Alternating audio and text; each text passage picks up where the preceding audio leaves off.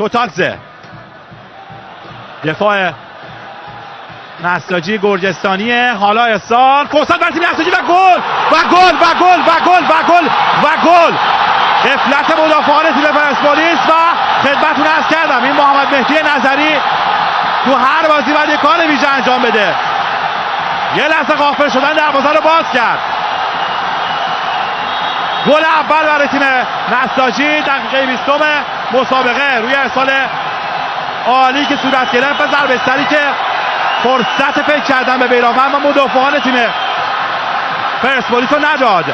این فرشاد فرجیه، سومین پاس گلش در این فصل و ضربه تمام کننده بین مدافعان تیم پرسپولیس از محمد مهدی نظری. نساجی به گل میرسه در ورزشگاه خانگی